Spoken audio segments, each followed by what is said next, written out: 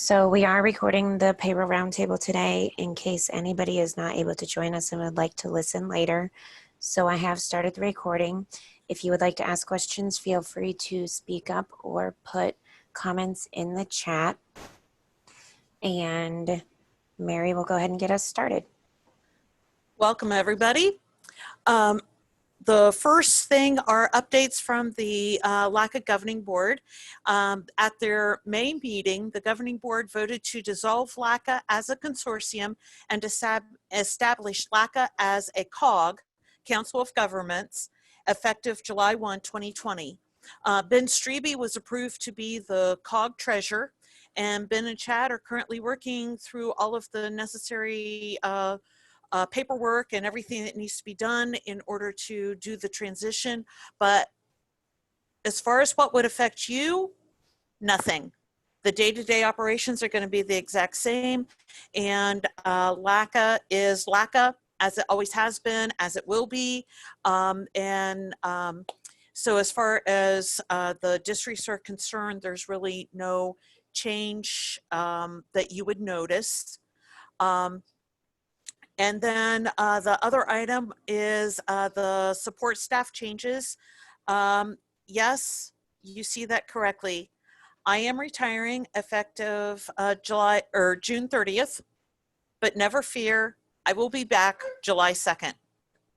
And I will be concentrating more on the fiscal side through the migration of Classic to state software. But right now, until Chad has the liberty to advertise for the other part of my position, which is EMIS reporting, I will still be doing exactly what I've been doing for the last 26 years. Or no, I'm sorry, 28 years. So that is the other staff change. And then Pat's position, we have hired a fiscal staff coordinator, and they will be starting Monday, hopefully. So we'll send out an announcement at that time of who our new fiscal staff person will be.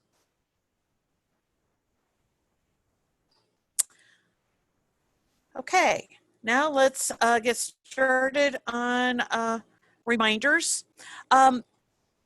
When I went through the new contract training for redesign on Friday, there was a lot of discussion about calendars, and it was discovered that when you build your next year's calendars, if you're paying off an old contract and there are work days toward the new contract in that period beginning and ending, then it will want to apply them toward the old contract. You can't, if you do purge ahead in the redesign like you did in Classic, it would actually pay on both contracts, not just accumulate earnings and work days. So what we're advising right now is do not build the work days for next year's contracts for any time period that overlaps between paying off the current contract and the start of the new contract. We will talk about this a little bit more, a couple other areas within the PowerPoint. And then in order to get the days caught up, then you would have to do an additions for those pay groups on the first pay of their new contract.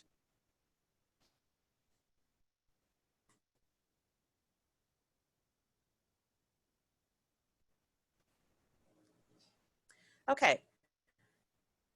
EMIS staff reporting. Couple of reminders here. If you had any person resign or retire or leave for any reason during this school year, make sure that you enter in their separation date and reason of their actual last day of employment, and leave the position status the same, enter in the separation date and reason, and then for next year's reporting, you can mark them as not to report to EMIS. The other scenario is if you know of any staff member who is resigning or retiring after the last day of school, but prior to the first workday after July 1, go ahead and enter their separation date and reason now so that it is reported as part of the FY20 staff reporting. And then you won't have to report them next year. So if you know they're not coming back, then go ahead and report them with separation date and reason. If you're unsure, or if you have not been told of people that are leaving, and then you end up finding out that there's people who left after the end of the school year, then we can report them next year with their separation date and reason. When you put in the separation date and reason, it is the effective date of their resignation or retirement, or the last day that they worked, not the last day they're getting paid. So if this is a person that's retiring, but they choose to keep their pay through July and August, you will put a June date as their separation. You will not put August because they're being paid through August. Does that make sense to everyone?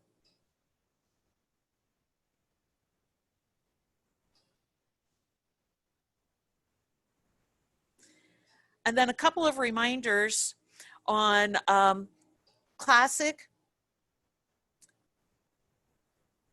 Prior to the close of the fiscal year, you will need to run USP EMS, the USP EMX option, and then notify LACA when the files are created, and I will make sure that your final staff files are transferred over to the data collector. I will run a collection and make sure that all fatal errors that are payroll related are corrected before I give you the go ahead to go on with your fiscal year end closing. At that time, I'll send a message to you and the EMIS coordinator that when the EMIS coordinator runs the collection, they will only do the data sources collection because we don't want to pull the live information out of payroll, because once you start purging next year's contracts, it will pull incorrect information for FY20 reporting. The staff collection closes August 7th. For redesign, if there is data in the EMIS entry, EMIS contracts service CC record, or EMIS contractor CJ record, on each of those there is an extract button. You would extract those files, save them to a shared drive where the EMIS coordinator can upload them to the data collector. Because the EMIS fiscal year is still 2020 on the configuration screen, they will continue to run the SIF collection and pull the information directly from the payroll files. That being said, when you are adding your new contracts, the FY21 compensations will not be checked, report to EMIS, until after the close of the staff collection, August 7th. And then as part of the fall procedures, we will have instructions on how to change the FY20 compensation records to not report to EMIS, and change the FY21 compensation records to be reported to EMIS. Are there any questions about the EMIS reporting before we start the fiscal year end closing?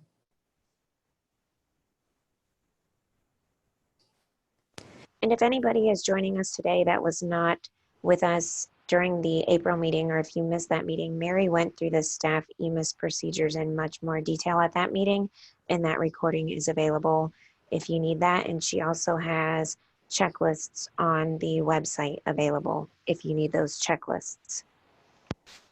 I have a question. How do we know if we have a CC record or a CJ record? A CJ record is if you have an employee that you are contracting to another EMIS reporting entity. You as a local district most likely does not, but like the ESC has most of their staff with CJ records because all of their ESC unit staff for their MD and their ED units are contracted to the districts where they're educating students from.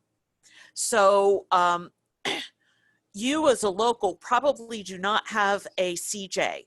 A CC record is, let's say that you, instead of hiring all of your bus drivers, contract with a company like Laidlaw to provide all of your busing services, your drivers, your bus mechanic, and instead of reporting all of those contracted individuals that are hired by Laidlaw, because they don't work directly with student instruction, you don't have to report them. You can report the contract. So you would go into the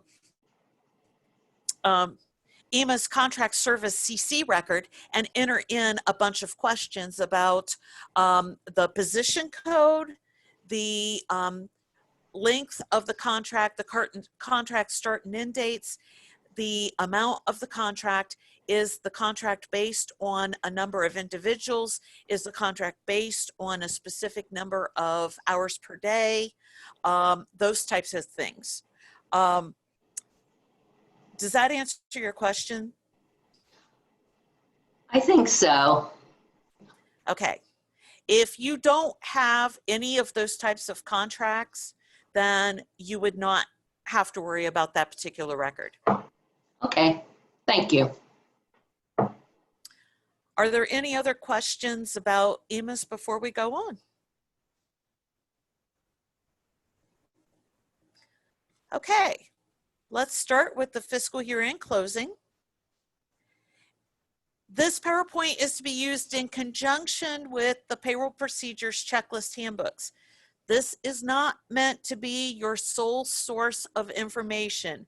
This is a guidance for you to follow along while we're going through the presentation, but when you actually do your closings, we recommend and urge you to use the checklist and not just strictly go from here. And we have structured the PowerPoint the way that we have the last couple of presentations, where on each step we'll go through classic specific and then redesign specific steps, one right after the other. So hopefully it's not too confusing, and we'll give everyone the information that we need. So with that being said, we're going to start with our pre-closing procedures. These steps can be done in any order. They include the EMIS staff reporting for year end, life insurance over $50,000 using the NC1 pay type, review your STRS advance, create new job calendars for next year, start on your new contracts, send salary notices and non-renewal letters, review the surcharge, and then convert personal leave to sick or pay. And so let's start with EMIS staff reporting. Again, the checklist is out on the website.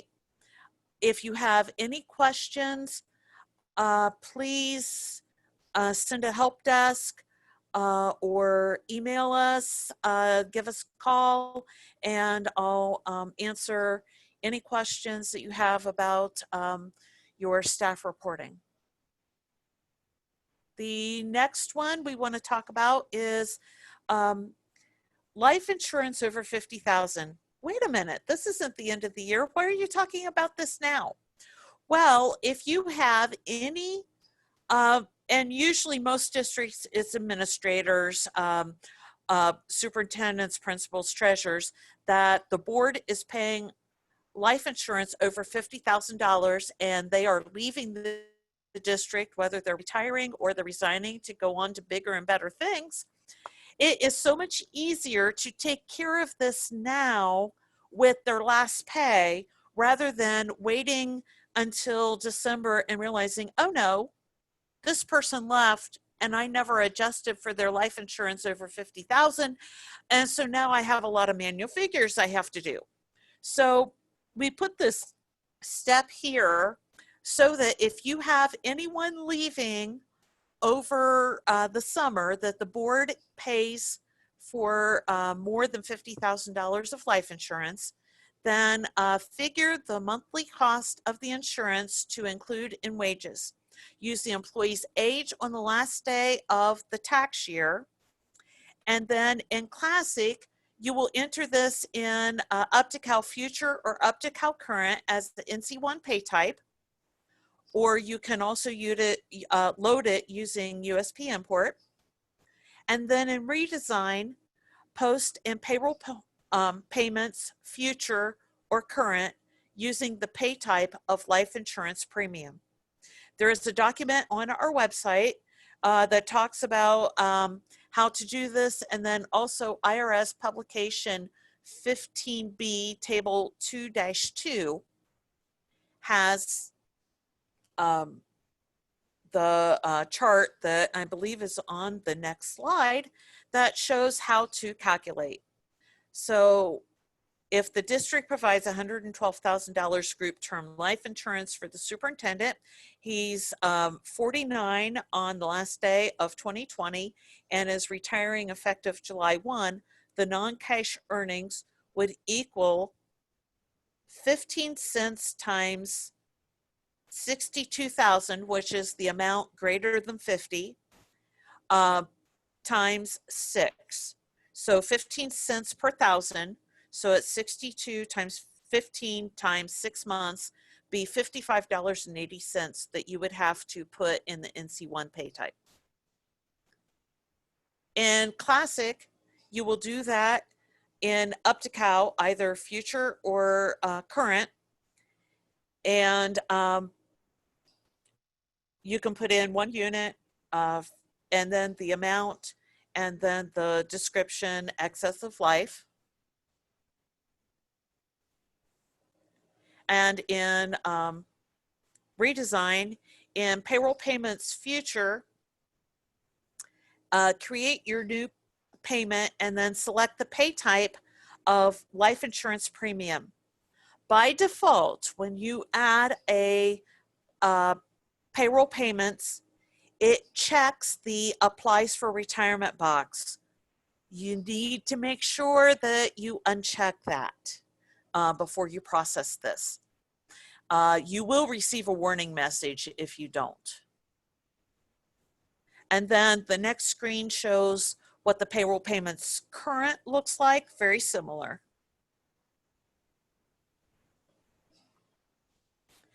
The effects of the NC1 pay type, the federal, state, and OSDI taxes are not withheld, but the taxable wages are increased. Medicare and FICA, however, are withheld. City taxes are withheld if the flag on the city tax record in either dead name or payroll item configuration is Y.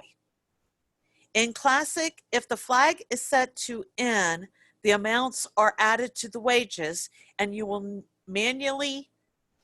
need to manually change the wages if they're not supposed to be subject to city taxes.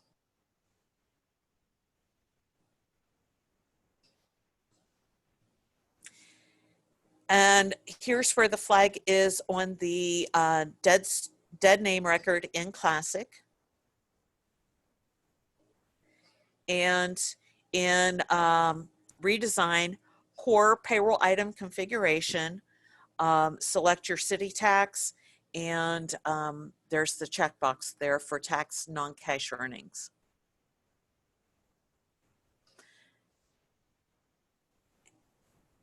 If it is a new city or if it is a city you have not had to pay that before, you may need to contact the city in order to verify if they do tax those non-tax earnings. non-cash earnings. Other effects of the NC1, the NC1 amounts are not included in gross pay because you're not paying this to the employee. You're only adding it to their taxable and taxable gross wages on the federal, state, and city Medicare records. In Classic, pay sum, pay report, and quarter report provide special totals for balancing. And then the pay amount summary, the payroll report, and the quarter report provide the special totals for balancing and redesign. In Classic, they're also added to job screen 3 under the non-cash earnings field.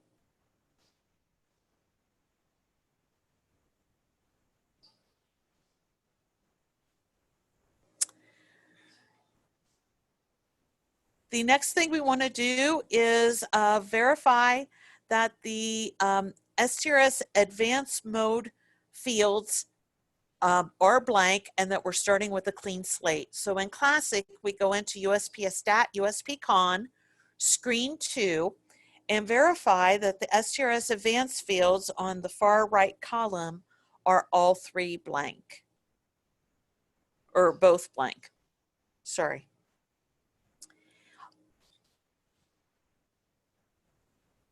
On redesign, with this last release, they added the STRS advanced configuration fields to the core organization screen. This is a read-only, so if any modifications need to be made to this, you'll have to contact LACA, and we can make those modifications if the advance amount and the advance mode are not blank.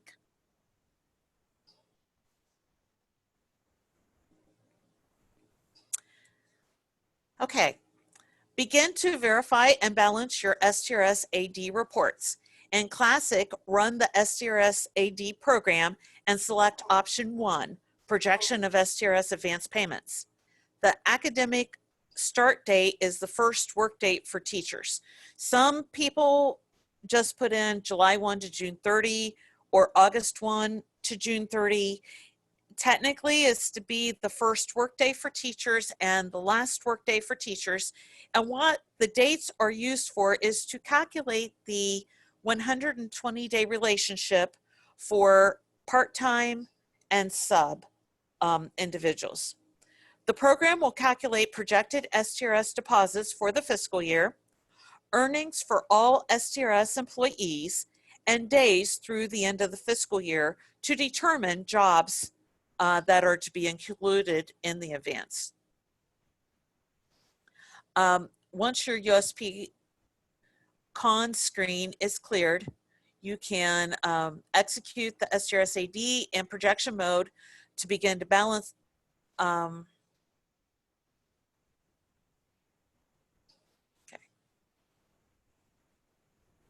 Okay. The STRS AD creates 3 reports. The first is STRS AD.txt, which lists the amounts and the employees that will actually be advanced. The STRS AD.rpt lists employees and deposits with fiscal year to date amounts. This includes all of your subs and anyone who paid into STRS during the fiscal year. The non-advanced report lists employees that are not to be advanced. Verify and correct any errors on all 3 of these reports. Remember to check employees with supplemental contracts. The start date of the 1920 school year is what you're putting in, not the next school year.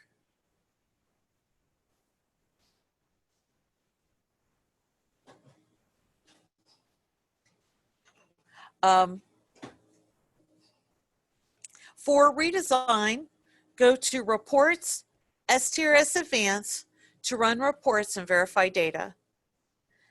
Generate, on that screen, there's 4 generate buttons. The first one is Generate Advanced Positions Report. This is similar to the STRS-AD.txt from Classic. It projects the days and earnings through the end of June to determine jobs to be advanced and service credit. Advanced amounts will decrease as pays are processed. Some errors may be easier to correct through payroll, so it is advised to review the reports prior to the last pay of the fiscal year.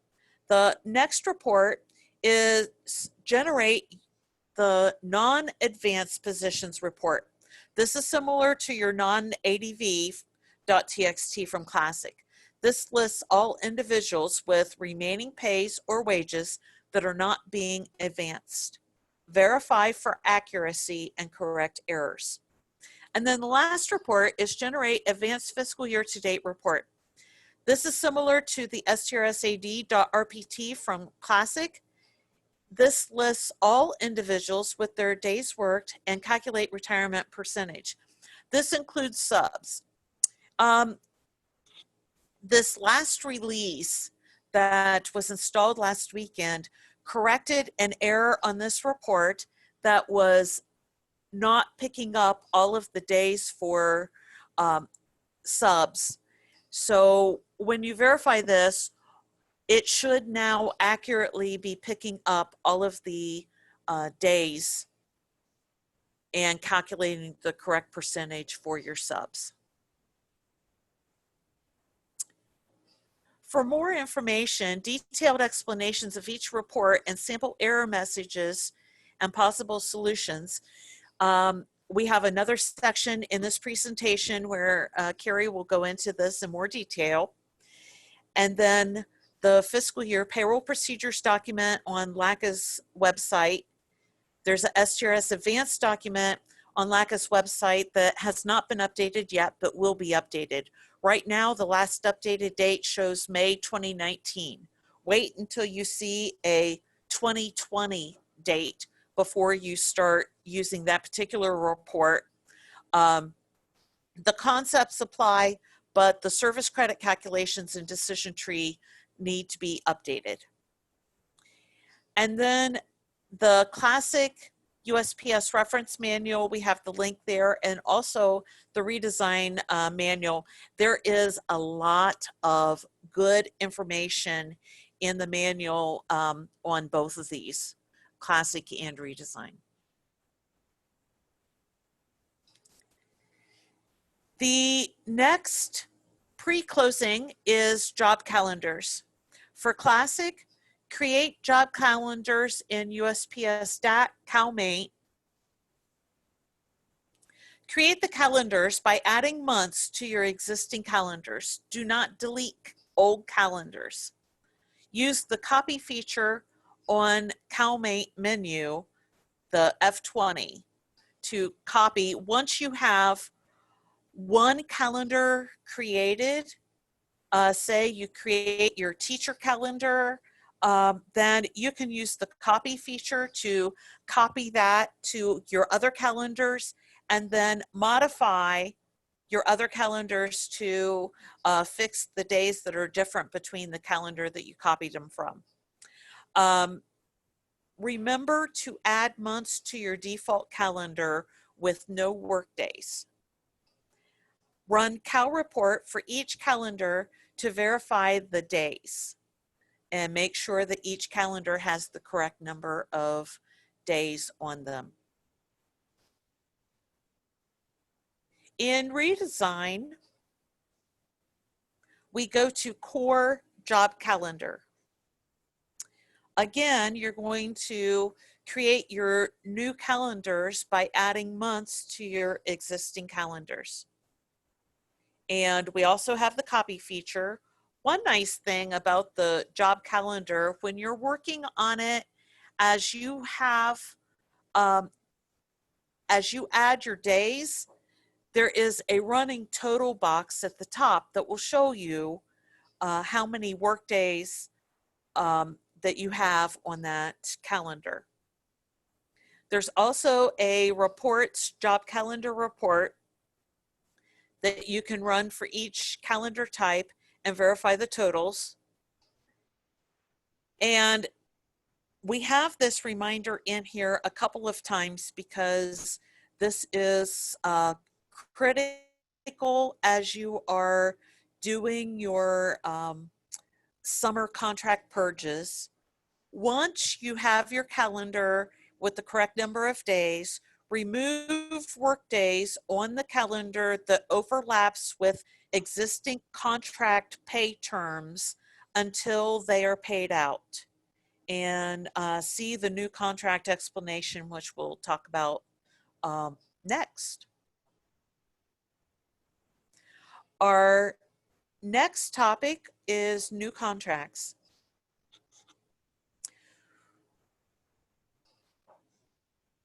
The classic new contract program or redesign processing new contracts allows you to enter contracts ahead.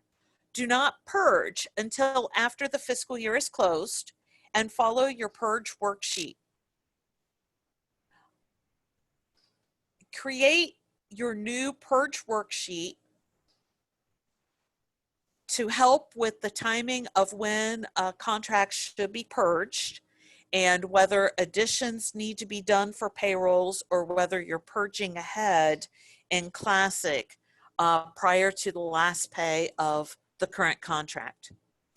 Documentation is available on LACA's website, the new contract documentation, the purge worksheet template that helps you plan your purging of FY21 contracts. Incorrect purge or activate the new contract or redesign term timing can cause days work to be lost. STRS advance doesn't advance the right jobs. Mid-year contract changes has incorrect calculations. Accrued wages would be incorrect, which causes a payoff of accrued to pay off the incorrect amount. And then the gap report's wage obligation report is incorrect. And then the amount earned would be incorrect. So the timing of when your contracts are purged and using correct period beginning and end dates is very critical to make sure that your FY21 contracts are accurate. So in Classic, we have a concept called purge ahead. If the last pay of the old contract contains days for the old contract and the new contract, meaning the first workday of the new contract is included in the period beginning and end dates of the last pay and old, you have two options. I'm sorry, I can't talk this morning. The first option is to purge when there is one pay left in the old contract. The other option is to do additions for the last pay of the old and then the first pay of the new contract.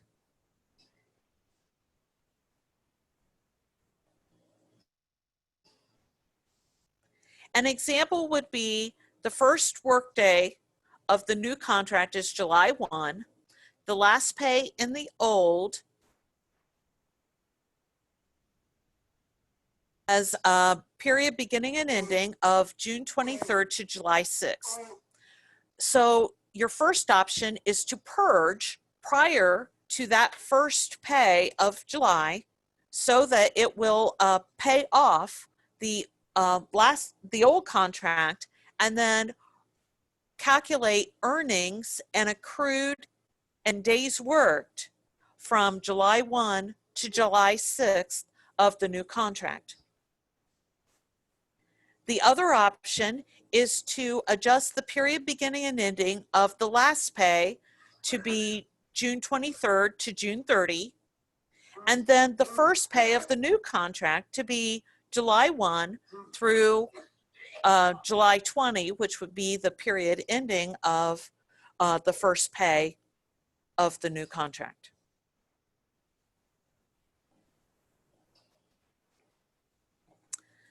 Purge Ahead adds either an LPE or an LPA or both pay types to Up to Cal Future for payoff amount of the old contract. It uses the last pay calculation, obligation minus stock, and the LPA is last pay accrued, meaning there were no actual earnings in this payroll, or LPE of last pay earned. It updates the new contract in job screen with days and earnings during the last pay of the old contract. Adjusting the period beginning and ending dates of the old contract and the first pay of the new contract updates old contract and job screen with earnings and days during the last pay of the contract, and then you wouldn't purge until after that last pay was done, prior to the first pay of the new contract, and then update the job screen during the first pay of the new contract. I have a question on this. If we do the adjust the period beginning and end dates, then do we have to go into SERS and change our calendars with them?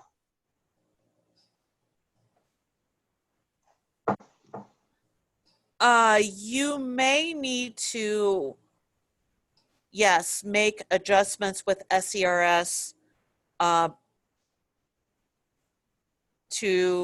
because what you submitted to them isn't actually what you're reporting for some of the groups. So we would have to go in and put, like right now, all our calendars say that they're bi-weekly. We would have to put in an other and put these adjusted dates in it. It would still say bi-weekly, but if you had actual dates, Carrie, do you know, would they have to adjust the, are they actually submitting the period beginning and endings to SERS? They build their calendar in ESERS with the period beginning and ending dates. So yes, I do think you would have to adjust that. You definitely, additional, because you definitely, when you run the SERS report, you have to include those different date ranges when running the report in Classic or Redesign in order to pull the information into the report. And then it gets uploaded into ESERS. And I'm assuming it would not upload properly in ESERS if the dates don't match. okay. Thank you.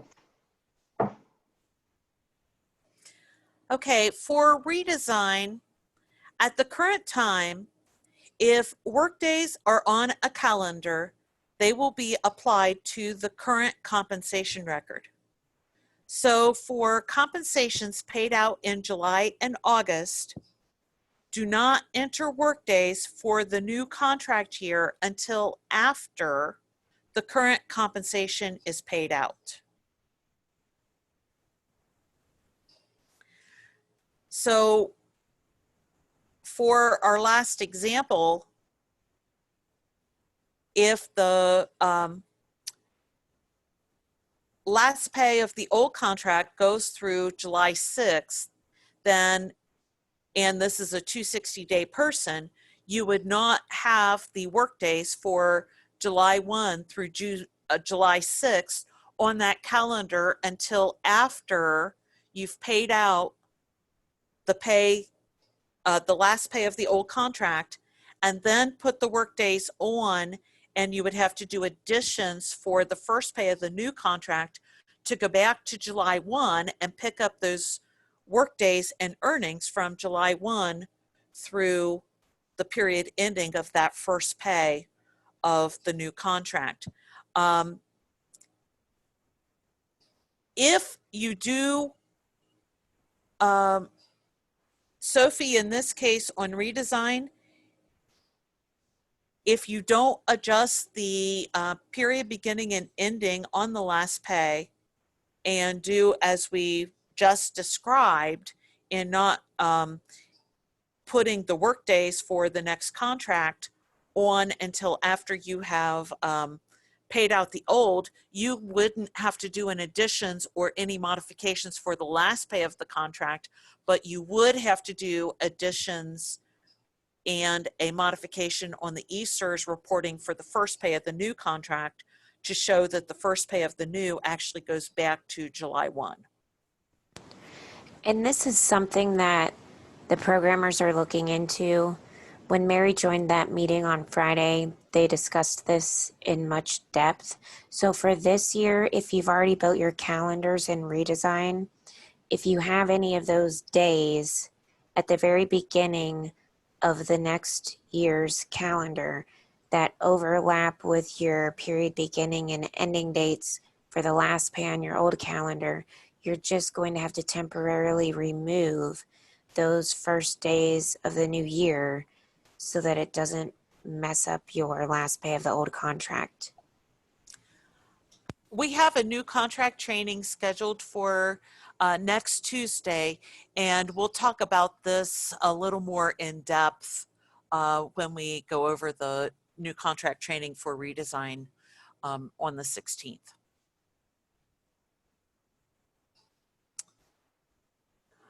New contracts can be entered for FY21 in the processing new contract screen. Activate the new contract after the last pay of the FY20 compensation has been processed.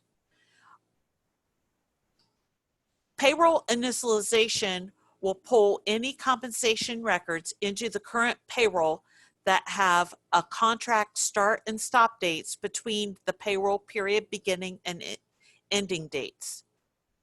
Additions will be needed the first pay of the new contract, as we talked about previously.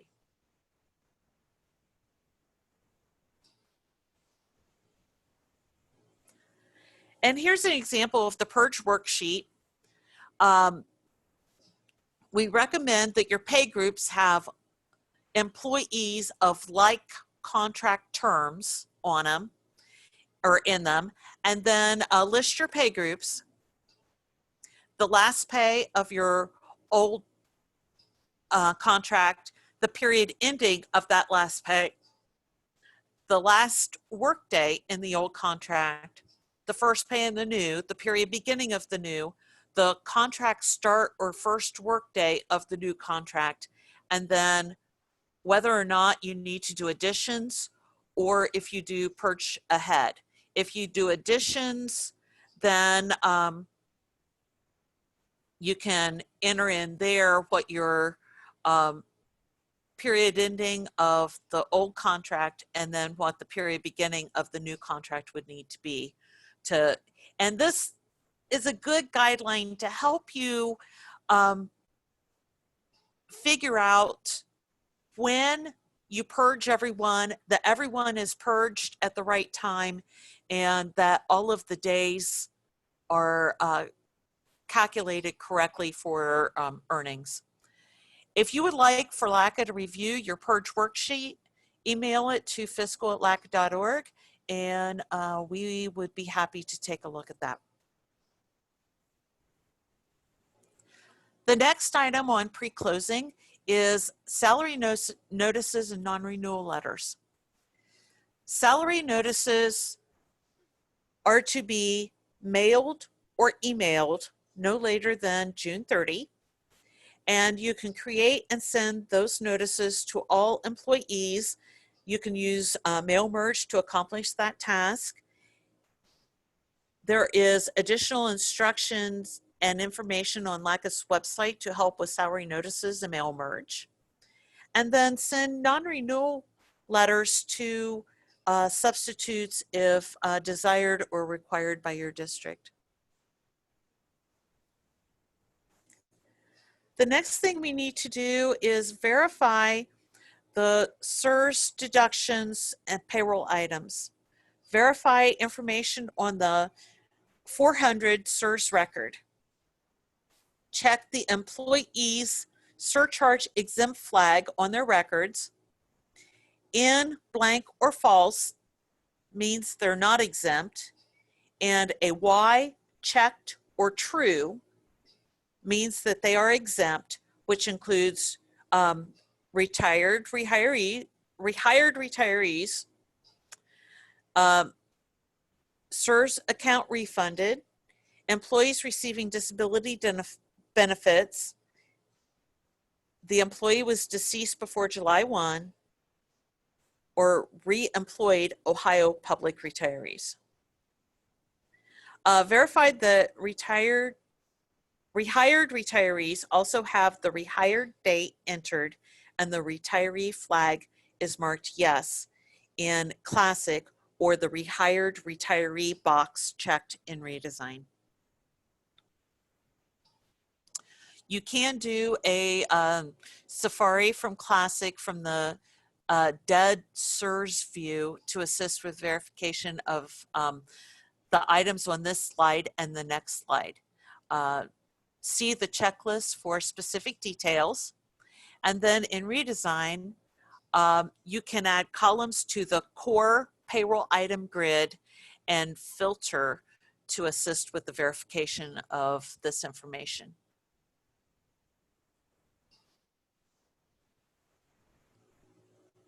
In Classic, verify the information on the 400 CSRS deduction record. Verify amount deducted and paid during fiscal year after the retiree flag was marked. The amount will equal total deducted and paid if the employee was retired the entire fiscal year. If the retiree flag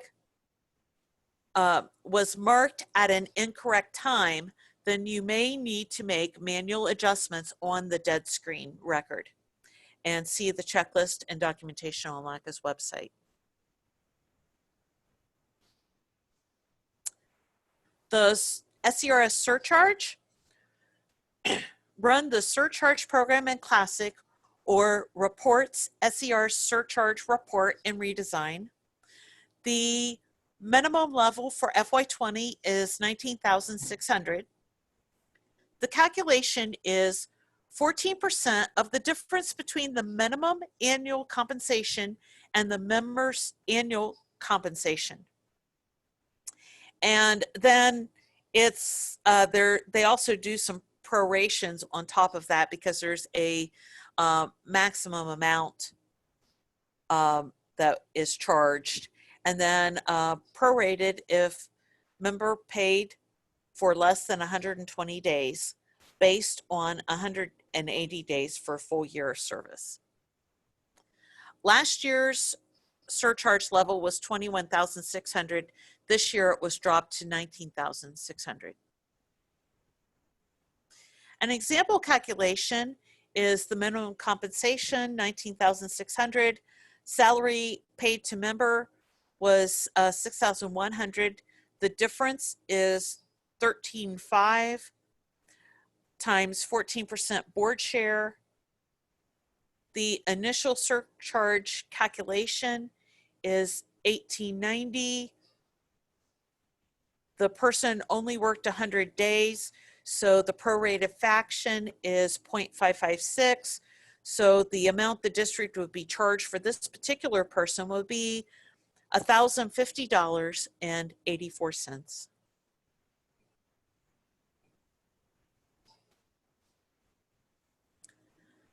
The next pre-closing item is converting your personal leave to either sick leave or pay. BENAC assists in this. There's the options PL to SI, to convert personal leave to sick leave or PL to pay to convert personal leave to miscellaneous payments. Refer to your district policy or negotiated agreements to determine if this is applicable and see the checklist for guidance. It depends on what your conversion policy is, whether or not this program will help you. But there are quite a few options within this program. For redesign, this is found under Processing, Benefit Update and Projection, Convert Personal Leave to Sick Leave, or Convert Personal Leave to Pay. Okay, now that we have all of the pre-closing steps done, we have our last pay of June done, we're ready to do month-end closing. So for Classic, follow your normal process for month-end. Run the pay dead for all deduction checks per pay, monthly, quarterly. Run pay dead for non-zero deductions and verify any deductions that have an outstanding balance or unpaid deduction. This is run by entering an A for the payment cycle and leave, or payment options, and leave the pay cycle and deduction codes blank. Unless you have any deductions set up that you only pay annually, because it's the end of the quarter, there probably should not be any outstanding deductions, but verify this report. If there is, that may go into your balancing. For redesign, again, follow your normal process for month end. Process outstanding payroll or payables for all payroll items, and then generate a payable report to view the non-zero payroll items. Again, select no payment option or no payment cycle to get any outstanding deductions or payroll items.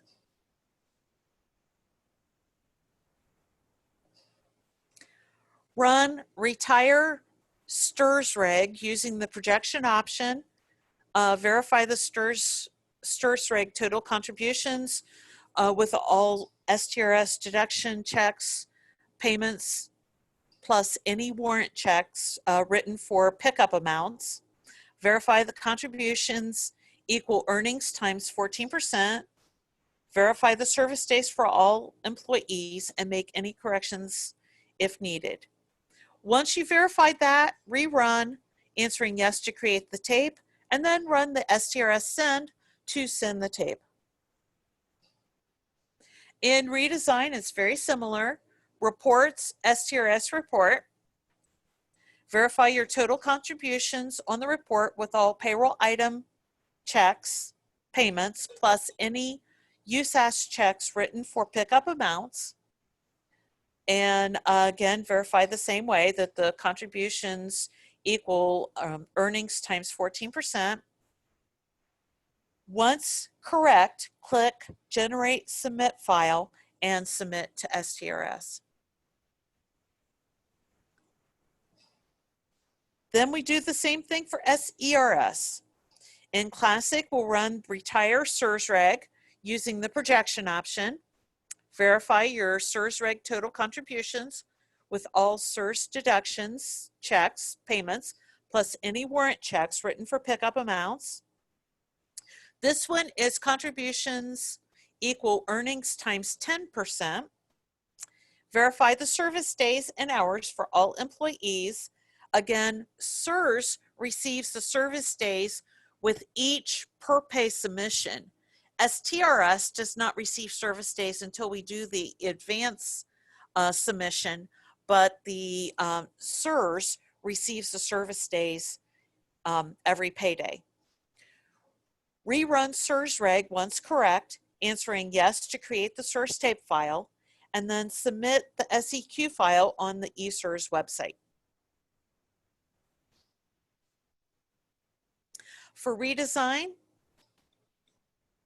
generate reports, SERS per pay report, verify the total contributions on the report with all SERS payroll item checks or payments, plus any USAS checks written for pickup amounts.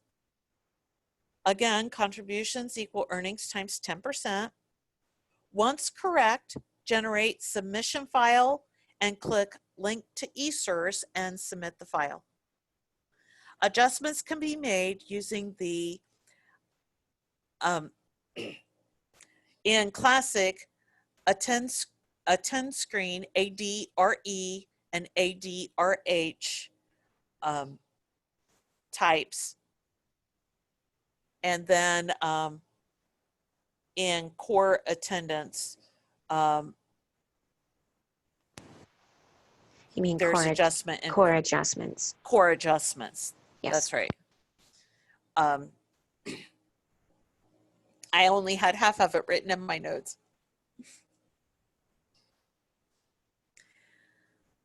For redesign, generate reports, STRS new hire report, verify, once correct, click generate submission file and submit to STRS, and then do the same thing for the reports SERS new hire, and generate file and upload to eSERS for your SERS new hire. And then for Classic, run the STRS month, and this creates a monthly report and clears month-to-date accumulators. And then the SERS month creates the monthly report, clears month-to-date accumulators, and updates the SERS new hire flag and creates reports for Bear.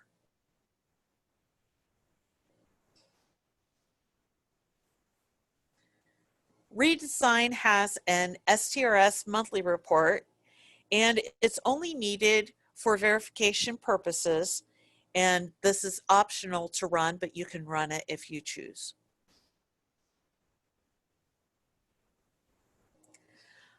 Validate reemployed retirees, verify in USPS dead screen fields in Classic or core payroll item fields in Redesign. See the checklist for Safari instructions for Classic. And then run the gap reports. These include in Classic your BINOB and BINAC, BINIMP programs. Redesign, it is reports, benefit obligation by account, and benefit obligation by employee. And then for the wage job in Classic, it's wage job that creates the wage imp and wage act. And then in Redesign, reports wage obligation by employee and wage obligation by account. In Classic, there's also a birthdays report in the USPS local menu, but we do not have that particular report in Redesign.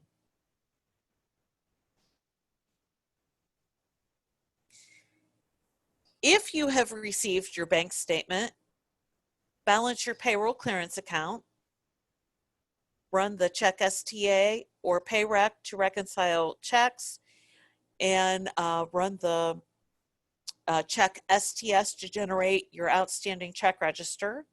If you have not received your bank statement, go ahead and continue with your closing anyway, because timing is everything. You have to close the payroll for the fiscal year prior to starting your first pay of July.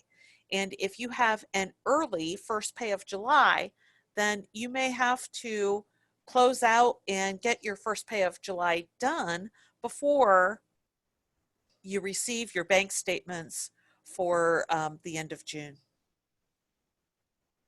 For redesign, balance your payroll clearance account, reconcile the checks either in payments, check register, auto reconcile, or payment, check register, filter your grid and check the box next to desired checks to reconcile and click reconcile.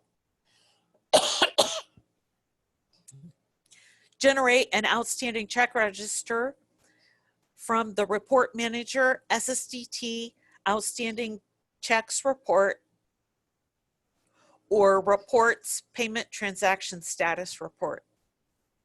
Again, if you have not received your bank statement, continue with your closing and then balance when you do have your bank statement, but you may have to open July and start your July payroll before finalizing the month of June.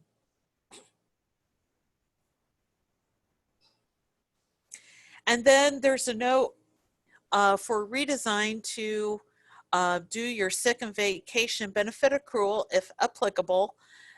The timing of this is whatever is according to your negotiated agreements when you do your sick or your vacation benefit accrual. Are there any questions up through month-end closing on your process for pre-closing and month-end closing steps?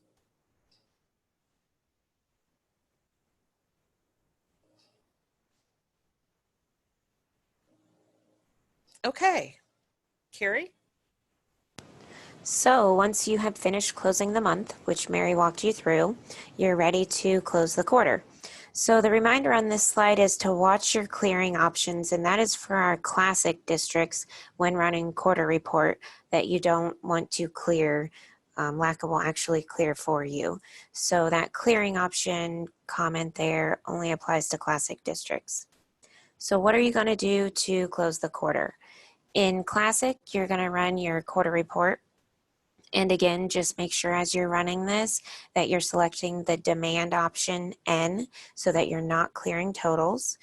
And since this report pulls figures from job screen and deduction screen, then you need to cross-check those totals against reports that you pull from the software. So you're going to verify the totals that are appearing for all of your deductions on the quarter report against the total of your district's deduction checks that you wrote during the quarter, which you can pull by using the check status report. You're also going to compare the total gross on the report to the total of all the payroll clearance checks that you wrote from USAS. So be careful if you voided any checks during the quarter. Those may be balancing issues for you. And as you're cross-checking your deduction checks, if you combine deductions by vendor, pay attention to that. That may cause you a little time delay in balancing those figures, but hopefully everything balances out. Verify all of those totals. And if you have any differences, investigate those. Call us if you need help figuring those out and make sure that they're all resolved. So on the next slide, you see an example of the quarter report with that total gross figure that you're trying to balance to. And then the pages below this list all of those deduction totals that you're balancing as well. Similarly, in the redesign, you're going to run your quarter report, which is an option on your reports menu, and it lists all of the quarter to date figures that are pulling in from payroll history, plus any adjustments that you have entered in core adjustments for the quarter. So you're going to verify all of the totals on the report, and you can use your outstanding payables checks that you wrote during the quarter to cross-compare that against what's appearing on the report. And for the total gross, you can compare that to the payroll disbursement checks that you wrote while you were posting your payrolls to USAS. Any differences should be investigated and resolved. Again, voided checks during the quarter may play into the balancing, or if you combine payroll items by payee, that may play into your balancing. And a sample of the redesigned quarter report is here for you to see where that total gross figure is in the total summaries page, and then your deduction totals are on the pages following this. For the quarter report, also for Classic, you're going to balance the adjusted gross figure that is on the report.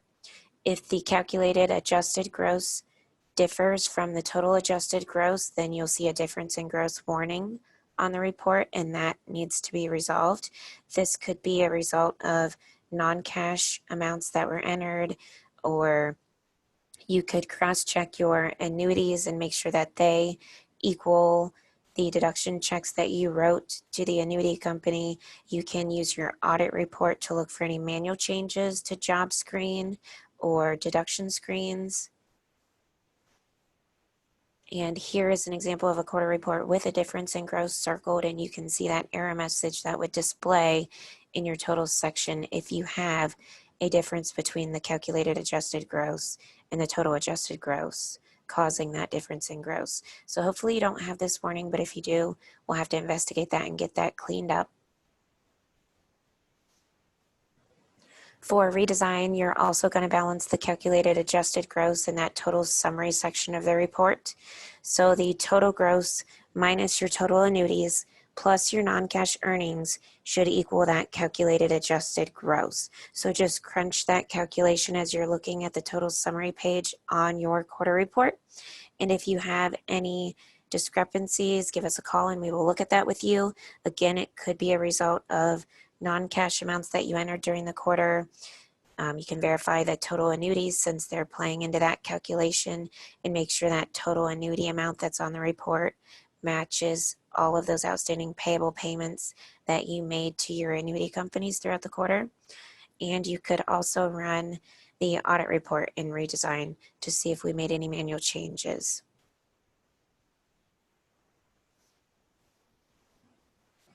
The next step is to balance your W-2 report. So in Classic, you're going to run W-2 proc to create a W-2 report. And if you have a W-2 error report, you want to review that and see if any of those can be cleaned up at this point in time so that you have less work to do at calendar year end. You also want to complete your W-2 balancing spreadsheet. A lot of districts have their own. If you do not have one, we have a sample W-2 report reconciliation worksheet on the LACA website that you can download and take a look at. But you should be balancing this W-2 report to some totals in some way. And you need to balance the gross amounts and deduction totals from the W-2 report against your pay report totals for the quarter. If you have any errors that appeared or discrepancies, those could be related to Medicare pickup, voids during the quarter, error adjustments that you processed, manual changes that you made. So think through those that you made this quarter, or potentially run the audit report to start identifying problems. In redesign, your W-2 report is on the report menu. You do have an option when running this report to run it for errors only. So I would advise running it for errors only first, taking a look at all of those errors, seeing if you can clean any of those up. Again, they also could be related to Medicare pickup, voids during the quarter, error adjustments, or manual changes. And then rerun that W-2 report, not checking errors only, and use that to complete your balancing spreadsheet and balance the gross amounts on that W-2 report with your pay report totals for the quarter, and balance the payroll item totals from the W-2 report against your payables report totals for the quarter. So if everything is in balance, your W-2 report errors are cleaned up, then you can move on and run your ODJFS report. So in Classic, you're going to select no so that you're not creating this submission file at first. You're going to review your ODJFS report.txt and verify the wage totals and the weeks for all of your employees, make sure those are correct. If you need to make any adjustments to weeks, those can be made in a 10 screen with an ADOB adjustment entry. And once you're happy with all the information on that report, you can run the report again and select yes to create the submission file, and then email LACA to let us know that your file is ready to be submitted, and we will submit that for you. In redesign, your ODJFS report is on the reports menu. So go ahead and generate that report, verify your totals and your weeks. If you need to make adjustments to weeks, you can make those in core adjustments, then rerun the report, make sure it had the impact that you expected. And once everything is correct, click Generate Submission File. When you click that button, it's going to generate the submission file in your browser, and you're going to save that so that you have a copy in the future if you need it. Save that somewhere to your computer, and then you can log into the ODJFS website, which we have a link displaying here and in the checklist, and you can submit that file directly to ODJFS. Most of our redesign districts have done that. If you haven't done that yet and need help with that process, let us know. But since the file is being created on your computer, then it's just as easy for you to upload it to ODJFS as to upload it to LACA. Whereas the classic districts, those files are in the back end of Reflections, and we can pull them all at once and submit all the districts together to ODJFS. So once you have done this, you are finished with the quarter. Again, the reminder for classic districts to not clear your quarter report this quarter, because LACA will do that for you after we get a good backup. But once you've balanced those 3 quarter reports, the quarter report, W2 report, and ODJFS report, and submitted your ODJFS report, we're ready to move on to the STRS Advance. So Mary talked to you about this some. You've already previewed your reports as a pre-closing step, and so hopefully everything's pretty clean. But for those of you who are new to the STRS Advance, what is the STRS Advance? STRS requires school districts to report contributions in the fiscal year they are earned, not in the fiscal year when they are paid. So your teachers, for example, are finished working at the end of May or the end of June for their FY20 contract, but you're still paying that out in July and August. So the STRS Advance, when you run the STRS AD in Classic or the STRS Advance in Redesign, that's creating reports that you're going to send to STRS to pull all of those earnings that are not yet paid into the correct fiscal year in STRS's eyes, so that their service credit and everything is accurate for FY20 on the STRS books. So in Classic, I mentioned the STRS AD program, and Mary talked to you some about this as well. So at this point in time, you're going to again run this in projection just like you were as a pre-closing step, and start reviewing the reports that are created. So this program selects any employee that was paid during the school year and an STRS amount was withheld from their pay. And the 3 reports that are generated, you have the STRS AD.txt report, which is the one that's going to list those advanced employees, the jobs that are advancing. So those are the ones that the employees have completely finished working all of their days, but you're paying them still over those July and August pays. Then you have the STRS AD.rpt report, and that's the complete full fiscal year report. It lists everybody and all of their days and all of their service credit. And then you have the non-advanced.txt, which lists the jobs that are not advancing. So those are typically administrators, superintendent, somebody who is still working in July for their FY20 contract. They are not advancing because they still have days to work.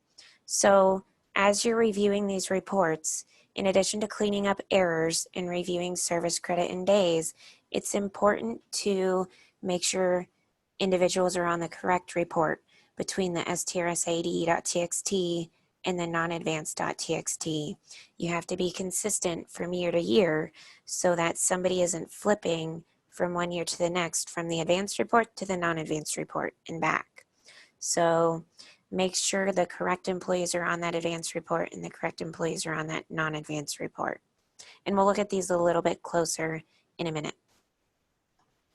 To create similar reports in the redesign, you're going to go to the reports menu and select STRS Advance. You have those three buttons that Mary mentioned for generate advanced fiscal year to date report, generate advanced positions report, and generate non-advanced positions report. So the advanced fiscal year to date report is like that STRS 80.rpt, that full complete report listing all employees with their days in service credit. So that's what you're verifying on that report, in addition to making sure rehired retirees are appearing correctly.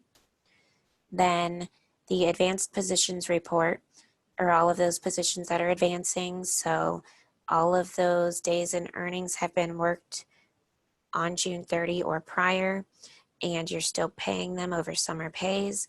So make sure the correct positions are on there. You're not missing anybody. And then the non-advanced positions report is anybody that's not advancing. So again, like your superintendent or administrators who are still working in July for their FY20 contract. So hopefully you don't run this report and have a ton of people on your non-advanced report and nobody on your advanced report. If you do, you have a problem, give us a call. But just like with Classic, it's important to be consistent from year to year and make sure that the same people are appearing on your advanced report year after year after year, and the same reporter on your non-advanced, the same people are on your non-advanced report from year to year to year. So review these reports, clean up any errors, and make sure employees are on the correct reports. So what does it mean to be advanced? All of those employees who have worked all of their days by June 30th and you're still paying out in the summer. What must a job or a compensation record have in order to appear on that advanced report? You have to have work days equal to days worked. So they've worked all of their days by June 30th. There still has to be an amount remaining to pay that you're going to pay over those July or August pays. And there still has to be a number of pays remaining. And then that advanced amount that is still yet to be paid in July and August, there's an accrued contribution amount that's calculated based on that. So that accrued contribution amount are the earnings that have not yet been paid times the STRS withholding rate, which is typically 14%, but depending on if you do pickup, it could be a different percent. So let's look at that accrued contribution calculation. Here's an example on your slide. So the top line, the 22 pays at 1504 for the paper period times 14%. There, so far year to date, you've withheld $4,632.32 from this employee and paid to STRS for their contributions on their behalf. So you're going to see that on your reports and it's in a column called deposit pickup. This is on the STRS 80 report or the advanced fiscal year to date report in redesign. They're the same report. And then to calculate that advanced accrued contribution, the system is going to look at the pays that are remaining. So in this example, the 23rd, 24th, and 25th pay, and take that pay per period of 1504 times the STRS contribution amount to calculate that contribution that's going to be given to STRS over those pays, and then look at the final pay in the contract. And that final pay per period may be slightly different based on the obligation that's on Job Screen and Classic or the compensation record in redesign, but it's going to take that final pay per period and again multiply it by the STRS withholding rate to get the amount of STRS contributions that are going to be withheld. It's going to total up those STRS contributions, and those become your total advanced contributions for that employee. And that's what appears in the advance amount column on those reports. So you also will see earnings on the reports, the STRS 80.rpt, in Classic or the Advanced Fiscal Year to Date report in the redesign, and that's the entire FY20 contract amount for the employee. You will also see a grand total on the reports for the employee, and that amount in the total column is what you've already paid up above the 4632.32 plus what you have yet to pay STRS for their contributions, the 841.68, and that total 5474 is the total appearing on that report for this employee. So if you have questions as you're looking at an individual and you're seeing dollar amounts that you're questioning, give us a call and we will look at that with you. But that hopefully will help you, if you're questioning an individual, understand where those numbers off of those reports are coming from. So, of the 3 reports that are generated when you run the STRS Advanced programs, let's look at each one of those a little bit more. These slides apply to both Classic and Redesign, so the STRS 80.txt in Classic or the Advanced Positions report in Redesign. This lists all of those employees with an accrued contribution calculation that we just saw on the prior slide. So these are the employees that are advancing. They've worked all of their days, but you still have money to pay them.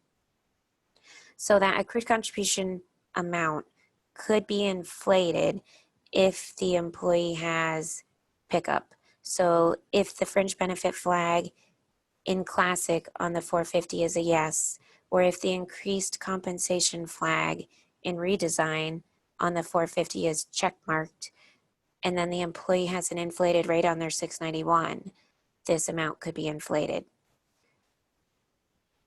But in order to be on this report, the days worked on job screen or the compensation record, plus the work days remaining on the job calendar through June 30th, must equal the total work days on job screen or the compensation record. So as of June 30th, this employee will have worked all of their FY20 days. So verify that all jobs that should be advancing are listed on the report. Verify that rehired retirees are appearing as they should, and make sure that your supplemental contracts are not missing from this report if they should be here. The second report that we will talk about is the STRS 80.rpt in Classic or the Advanced Fiscal Year to Date report in Redesign. And this is that complete full report that lists all of your STRS employees, whether they're advancing or not, and you're reviewing service credit and whatnot, which we'll talk about on an upcoming slide on this report. But you're also wanting to balance the amount showing in the deposit pickup column with the checks that you wrote payable to STRS for your deductions in Classic, for your payroll items in Redesign, plus your warrant checks for pickup amounts in accounting. And verify service credit for your employees that it's appearing correctly. This is what STRS is taking to grant your employees their service credit, so you need to make sure that you're reporting the correct information. And for part-time employees, you'll have to reference the STRS decision tree if you want to crunch their service credit or if you're questioning the credit that they're receiving. But employees with 120 days or more should be receiving 100% credit as you glance down your report. Part-time employees receive the part-time calculation based on a flag that you have set on the 450 record. So you have to make sure that full or part-time flag is marked correctly for them to receive the correct service credit calculation. And if you're uncertain about somebody's status of whether or not they should be marked full-time or part-time, you may need to reach out to STRS. And we've said several times, make sure reemployed retirees are appearing correctly. They should always have 0% credit reported as a reemployed retiree with just their contributions listed there. So if you're seeing a service credit amount calculated, you should also see a warning. And as you're looking at the service credit decision tree from STRS, just make sure you're looking at the correct one, because they released a new decision tree on July 1st of 2019 with some changes for part-time service credit calculations. If you have any employees who retired in the middle of the year and were rehired in the middle of the year, then you'll see them listed twice on the report. One line will be for their contributions and service credit prior to retirement, and one line will be for their contributions after retirement with that 0% service credit. If you see somebody listed twice and they were a rehired retiree the entire year, then you potentially marked that retire flag at the wrong time, maybe a little late on the 450 record, so you may have some cleanup to do. So in Classic or Redesign, go look at your 450 record in Dead Screen or in Core Payroll items and make sure that flag is marked correctly and make sure you have a rehired date. In Classic, if that was marked at the incorrect time, then you're going to have to manually correct the retiree amount fields on the 450, 591, and 691 records. And so we have a document that should help you with that cleanup on the LACA website. If you, in Redesign, have somebody that's appearing with two lines and you fix the rehired flag and the rehired date and there's still two lines, go ahead and open a help desk ticket and we'll look at that individual further with you.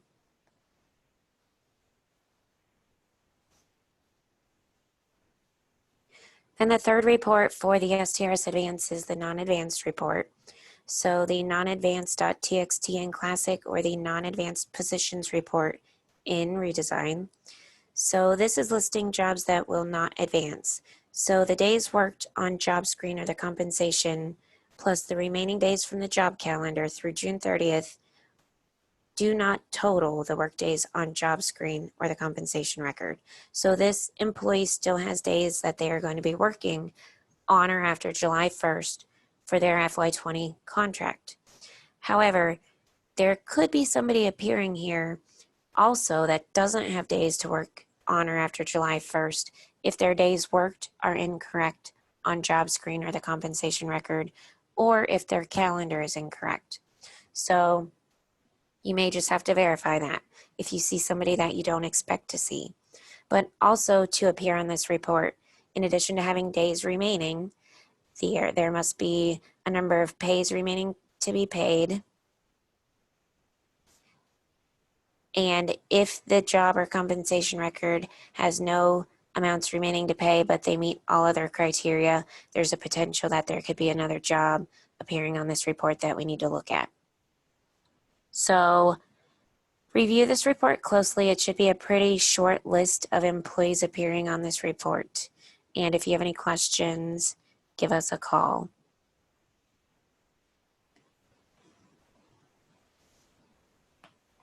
Review all of the reports for warnings and errors.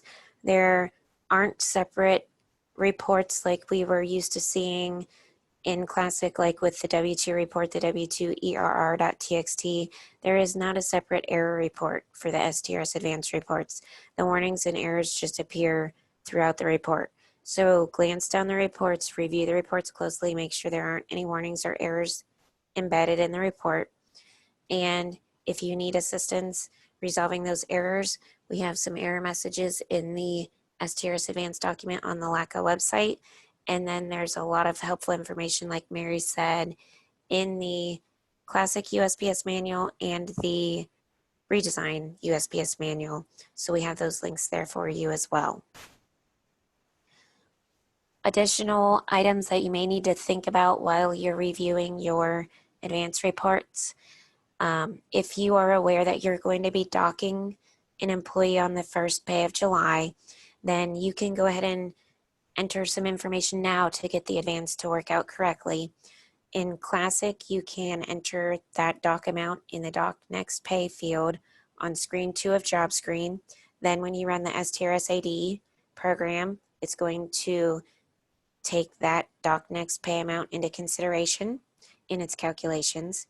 And in Redesign, you can enter a dock pay type in Payroll Payments Future so that it is also seen by the STRS Advanced report in the Redesign and taken into consideration, so that everything is calculated correctly and you don't have to contact STRS at the end of the advance because you docked somebody. So if you know about the dock now, go ahead and enter it now. Also, if you know about a resignation or retirement, or for some other reason that you're processing an early contract payoff, if you know about that now, you can also change the number of pays in your job screen in Classic or in your compensation record in redesign to get that all set up so the calculations are correct. But when you make those changes, keep an eye on your pay per period to make sure that it ends up being what you want. Because if you reduce those number of pays, it's probably going to recalculate your pay per period. So you may have to manually change that to the amount that you want.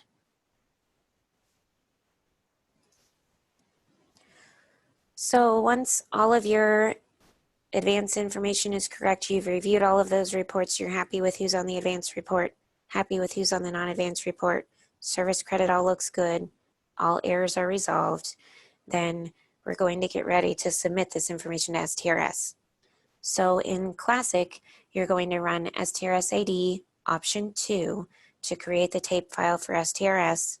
When you do that, the USP con screen, those STRS fields at the top right that Mary talked to you about as a pre-closing step, those are going to be populated with the STRS closing date of June 2020, an asterisk in the STRS advanced mode field to mean that you're now in the advance, and it adds the total advance amount into that STRS advance amount field.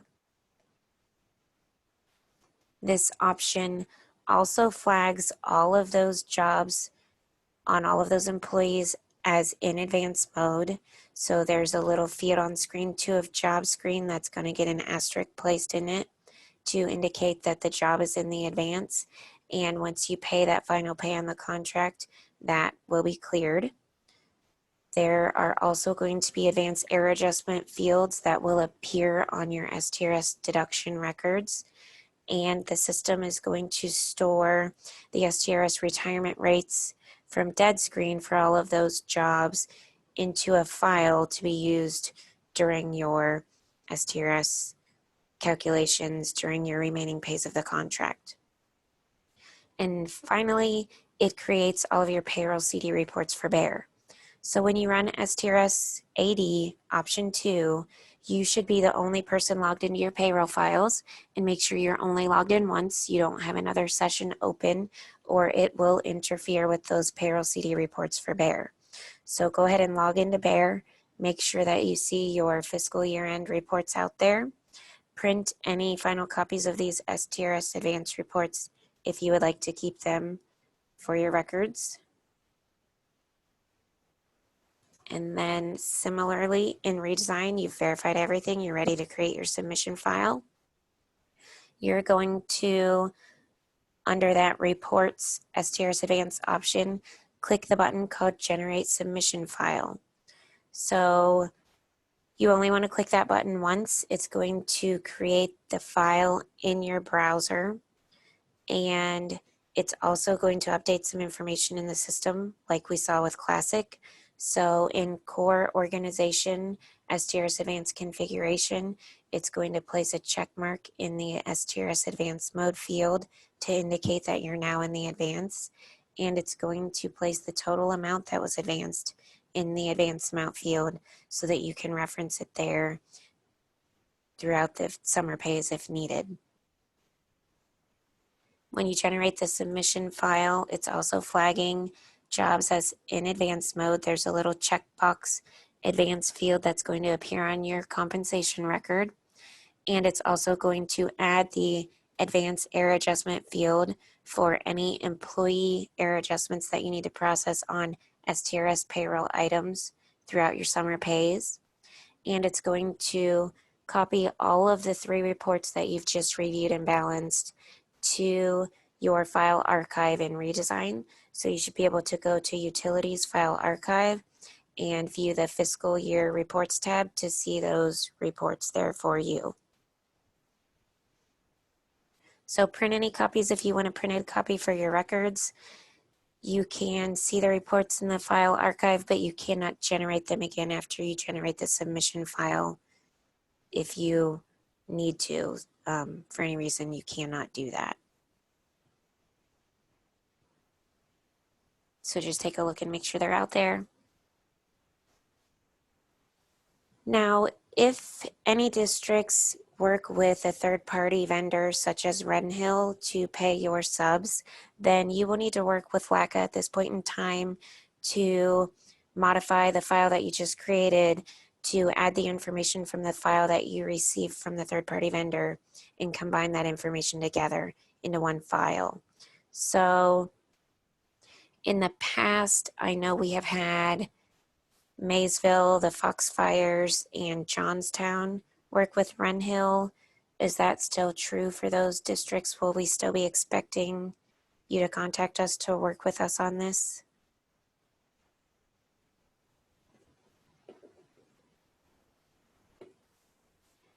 And at the same time, if anybody else is using third-party vendors and you think that you need to get the information from them, if you can let us know, you can place a comment in chat or you can speak up and let us know. It's just nice for us to know who to expect this information from. So if you want to place a comment in chat, if the third-party vendor information applies to you, I'd appreciate that. So once you get that third-party file from your vendor, we will ask that you transfer the file from them into Reflections with your transfer button using a type of ASCII. We will get that file from there and combine it with your classic file and then let you know when it's ready for you to submit. If you are a redesign district, if you're using a third-party vendor, which I don't know that any of our redesign live districts are, but you wouldn't necessarily have to use Reflections to transfer the file to us. LACA has a program that is called Fish that can securely send files to us. So if you need to securely send us files, we can use that program.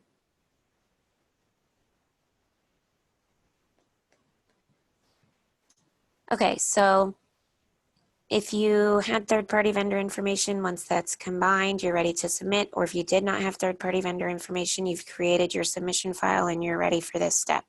So in Classic, you're going to run the ANN STRS send program to send your report to STRS. That's also going to put a little stamp in USPS.USPCon to let us know that you submitted the file, on what date and by whom. And in Redesign to submit your file, you're going to go to Reports, STRS Advance, Upload Submission File. You're going to browse and choose your file and then click the button called Submit Uploaded File to STRS, and that will send the file to STRS. So we do ask that all districts send us an email once this is done, just so that we can make sure everybody is meeting their deadlines.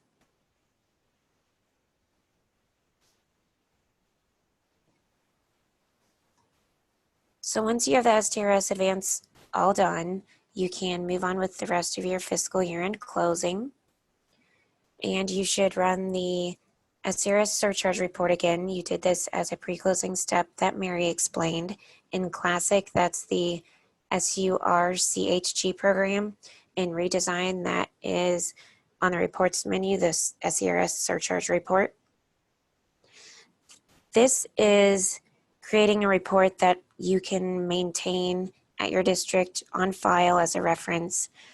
When SERS sends you information, most likely later in August, you can balance this report from USPS against the report that you receive from them, which I believe comes in ESERS now. So the SERS surcharge is an additional charge that SERS charges employers for employees who they paid salaries less than a specified minimum annual amount each year, which this year is $19,600.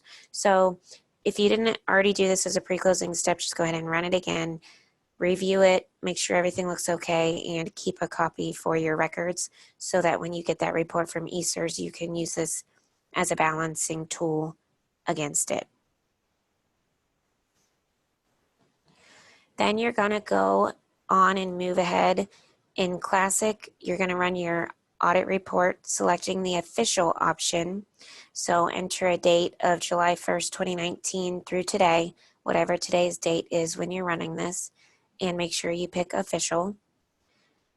And then you're also going to create your submission file for AOS. So to create the submission file for AOS, Classic is going to run USP audit, answering yes to send the data to AOS. You can enter your own email address or an alternate email address for if you work with a CPA for gap reporting or something and they need that information for any reason.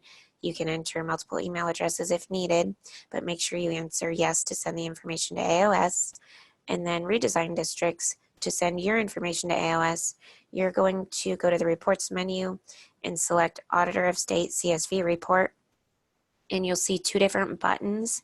So you will create both CSV files and you will attach those to an email to the Auditor of State at the email address that's displaying on your screen and in your checklist.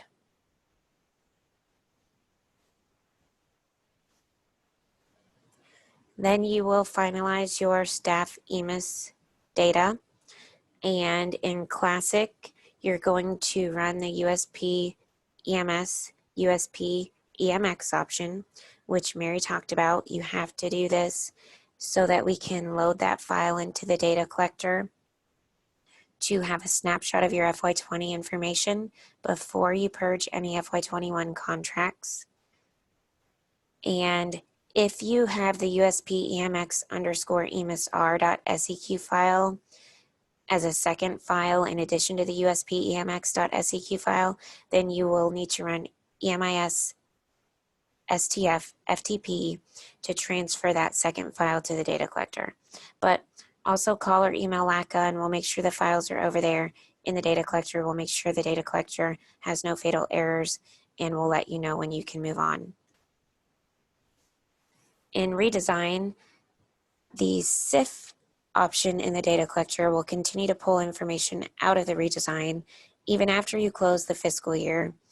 So that's why it's important to make sure that your FY21 contract information is not marked reportable to EMIS until after the FY20 staff reporting period closes on August 2nd. There's no snapshot file that we're grabbing from redesign like we have in Classic. But you will create your CC and CJ extracts at this point and get them into the data collector with the assistance of your EMIS coordinator if you have those files. So we also ask that you go ahead and call or email LACA once you think everything's finalized. We'll take a look and let you know when you can move on past this step.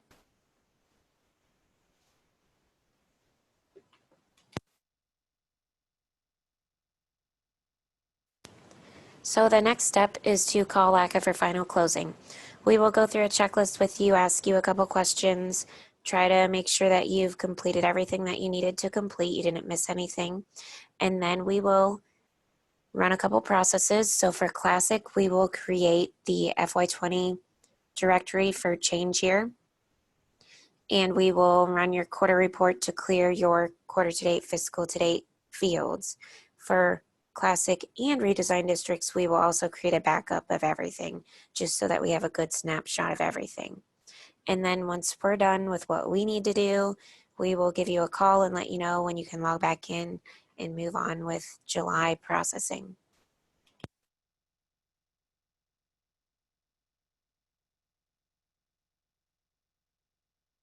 So any questions with STRS Advance or fiscal year end closing before we move on to post fiscal year end steps?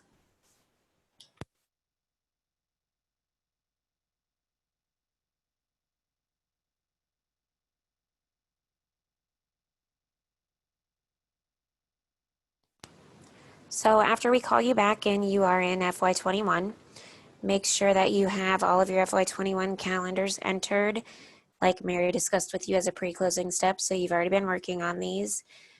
In Classic, that's on the USPS stat menu, calendar maintenance option. In Redesign, that's on the core menu, the job calendar option. Then another step in Classic, you can use the mass change menu to run mass stop to update stop dates on employee records. So you can update termination dates, contract stop dates, calendar stop dates. You can disable benefits on job screen so that Ben screen doesn't show eligibility anymore. You can zero out leave balances. You can add deduction and pay account stop dates. Mass stop is very powerful and can very quickly make a lot of changes for you and make sure every record is stopped as needed on those employees who have left. So there are a few options in mass stop though that we do not recommend. Those are the EMIS separation date and EMIS separation reason. Mary already talked to you about those, so you're updating those manually. And there is an option to update the conceal employee flag, which we have a step coming up to use mass conceal to do instead.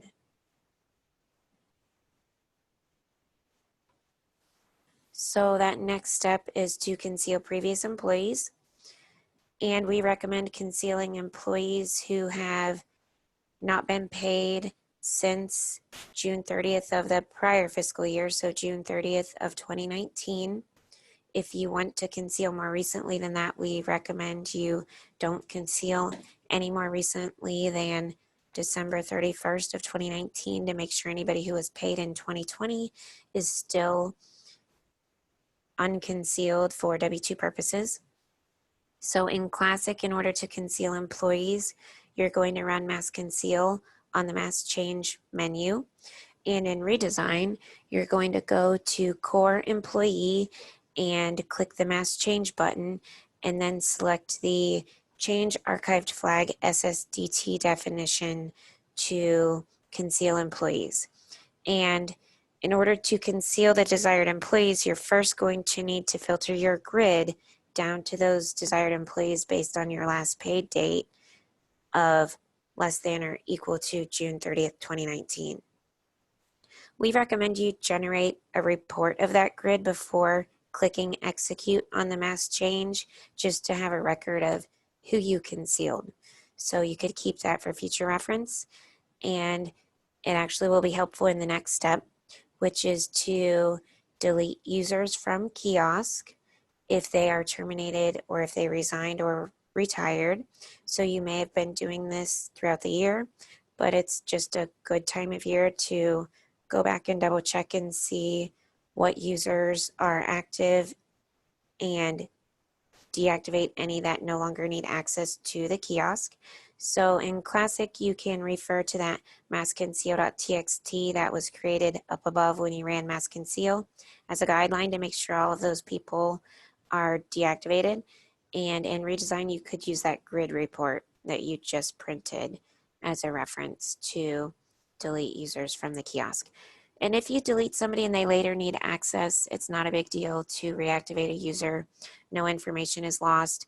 It's just better to keep this cleaned up so that users who really don't need access, nobody can hack into their account and access the information that they no longer need sitting out there.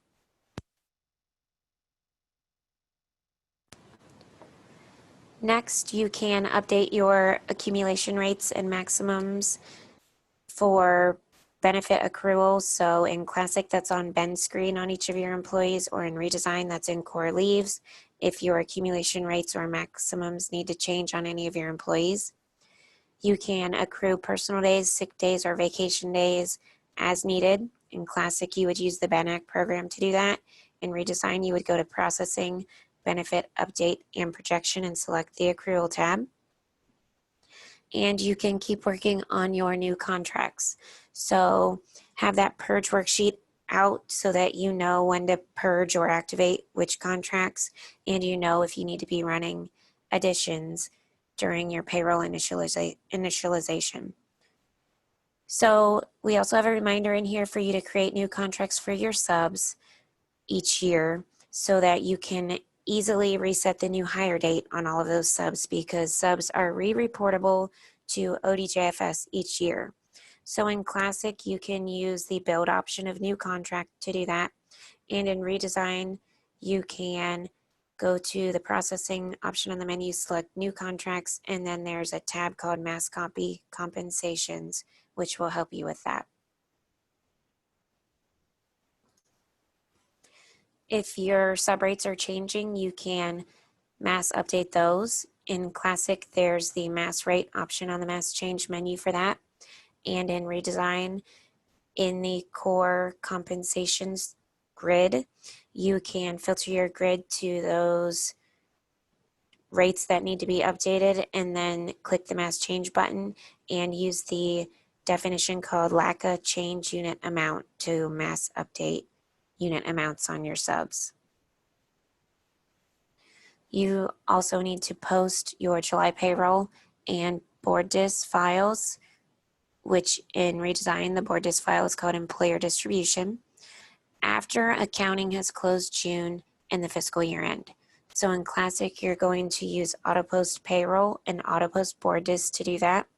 And in Redesign, you're going to go to Transaction, Pending Transactions, and Use SR to do that.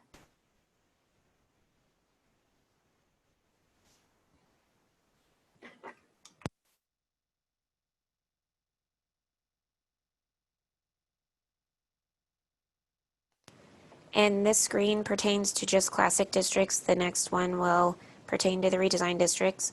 So for EMIS reporting, you have to change the EMIS report flag to no on anybody who had a separation date of June 30th or prior. And in Classic, you can use USB change to do that, option 3. You also need to clear your long-term illness field on BioScreen, and you can use the Clear ATD program to do that.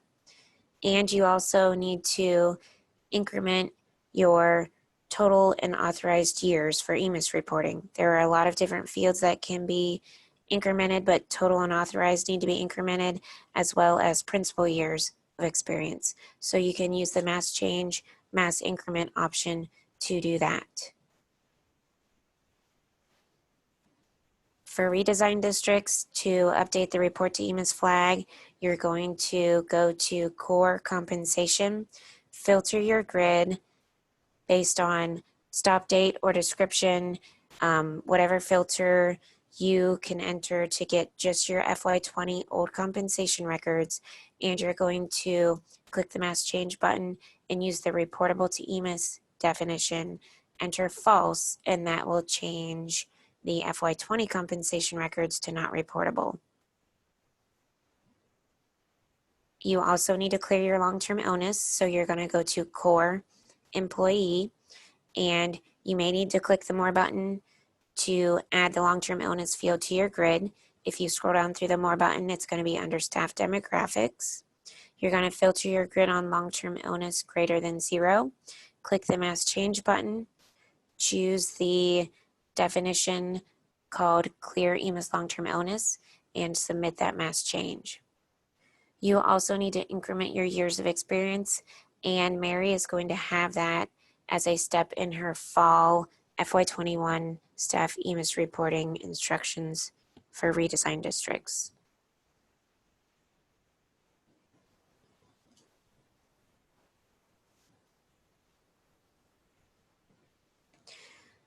And then you're still in the advanced, you've closed the fiscal year, but this applies to both Classic and Redesign districts. There are some restrictions as you're processing payrolls and making changes in the database during the advance.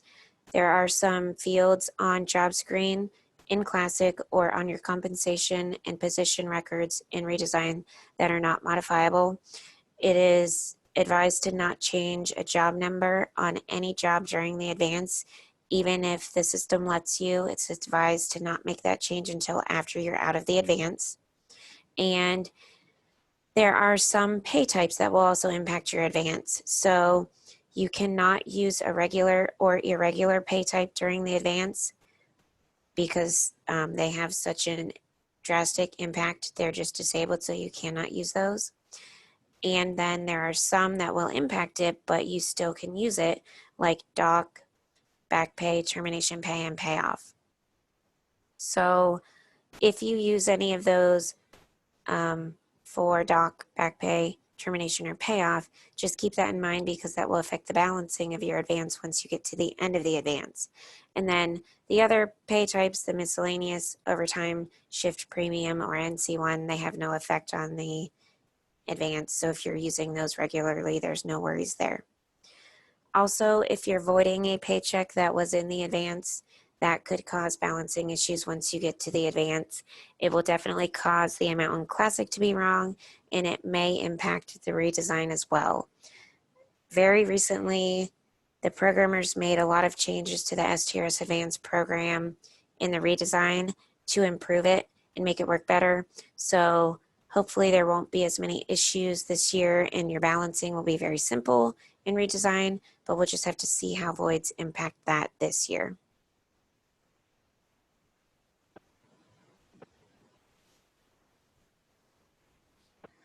So once you get to the end of the advance, all of your summer pays are complete. You're done paying on FY20 contracts. Then in Classic, we would like you to go to USPS.stat, USPCon, and verify that the STRS Advanced Mode field and the STRS Advanced Amount field, that those two fields are blank. In redesign, you will do the same by going to Core Organization and viewing those fields, making sure they're all blank or zeros.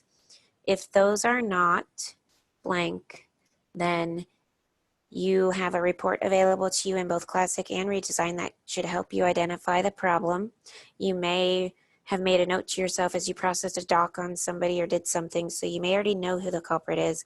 But if you don't, in Classic you can run the CHK STRS report, or in Redesign you can run the Check STRS Advanced report on the Reports menu. You'll want to sort that the same as you sorted your STRS Advance report, and then you can cross-compare against that report, go down the list and compare employee by employee to see where the difference is. So whoever has the difference, you'll have to contact STRS and file corrections with them because you reported one amount on the advance report, but then you didn't remit that amount to them as a withholding for whatever reason, like a doc or a payoff or something. So you'll have to file corrections with STRS, and then you'll have to contact LACA so that we can help you clear out those fields so that you're ready to continue on.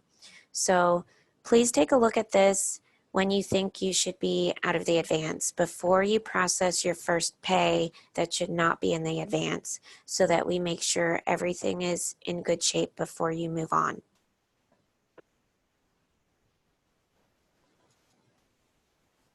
So any questions on fiscal year end closing?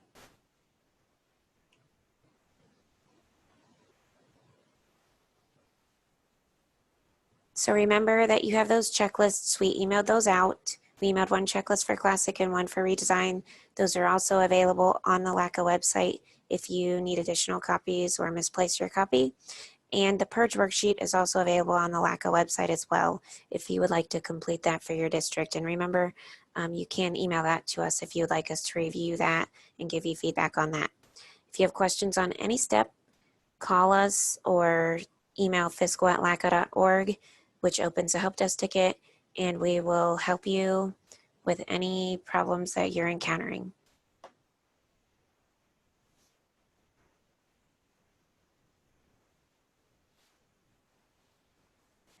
So just a quick update on the kiosk. The timesheet module has been ready for a while. We don't have any LACA districts using it yet, but if your district decides you're interested, just contact us and we will start looking at that with you. And at the last meeting, we discussed the length of retention for PDF payslips and PDF W-2s in kiosk. So the length of retention is going to be actually cleaned up on July 1st. So right now you have many years of PDF payslips and W-2s potentially in the kiosk, and we have the script written. Our tech team has written a script that's going to clean up the information based on the recommendation that the treasurer's made to just keep the current calendar year plus the prior calendar year of payslips. And 4 total years of W-2s. So we're going to turn that script on July 1st and clean it up. So if you want to send an email to your employees to let them know if they want any pay stubs that are older than 2019 or 2020, they may want to download them now. Or if they want any W-2s that are older than 2016, 2017, 2018, or 2019, they may want to download those now. And then going forward, this script is just going to automatically run and keep the data cleaned up so that there's just always current year plus prior calendar year of pay slips and 4 total years of W-2s.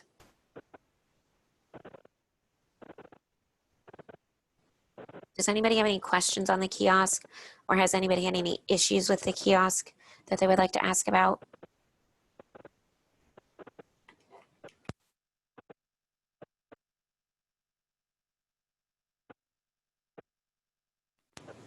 A quick update on eFinance Plus. Heath and Granville have been implementing round 8 with TCCSA. They've been working on parallel payrolls, and it sounds like everything's going fairly well. They're still on track to go live on July 1st. And then there is a wave in the fall for eFinance Plus districts round 9. And they have a goal go live date of January 1st, but we did not have any LACA districts express interest in that by the sign up deadline in April. So if you're interested in how this project is growing, I have a map displaying on your screen so you can see the list of districts and where they are across the state, who's live and who's implementing. That was last updated in April. They update it about once every round, so we'll see a new updated map in the fall. And then here is a map of redesign live districts, those who are live and implementing, so you can see how it is growing. This map was from May 8th. And at the last meeting, Pat mentioned how the project was growing and how many districts were live in March. And I think she gave you a comparison to the prior March. So I just left those March numbers on here that you saw at the last meeting, and then added that the May count was above 200. So the project is growing rapidly, and all of LACA's Wave 5 districts are live and doing well. So I just wanted to give you an update on that status. And then this fall, we have Wave 6 for the redesign. We already had a pre-kickoff meeting by Zoom with those districts and discussed kind of the layout of the wave. And we will have an official kickoff meeting that we will schedule probably in July or August. And we will talk to them then about contacting their third-party vendors and what they can clean up in Classic and get ready to migrate to the redesign. And then we will schedule training dates immediately preceding their parallel. In their parallel, it sounds like our districts are going to parallel in September and or October for the most part. So they parallel 1 month in accounting and for at least 2 payrolls, just to make sure everything is calculating as expected, the same as Classic, and you don't have any concerns before moving on, decommissioning Classic, and considering yourself live. So for Wave 6, SSDT and the Management Council have said that they really want everybody to be live by December 9th. So that is our actual final goal date. These districts for LACA, Mount Vernon, North Fork, and Northridge, they may be live well before that, and I hope they are, but that's the actual final deadline that SSDT has established just to make sure everybody is live and doing well before we get to calendar year end processing. So here's a list of districts and where they fall in each wave. We've displayed this a couple of times, but just to see where your district is and where you fall into this, and if you have any questions, you can let us know, but we have everybody scheduled so that we are live well in advance of the December 31st, 2022 deadline of when Classic will no longer be able to be used after that. So those were updates on the eFinance Plus and redesign project. Does anybody have questions about those projects?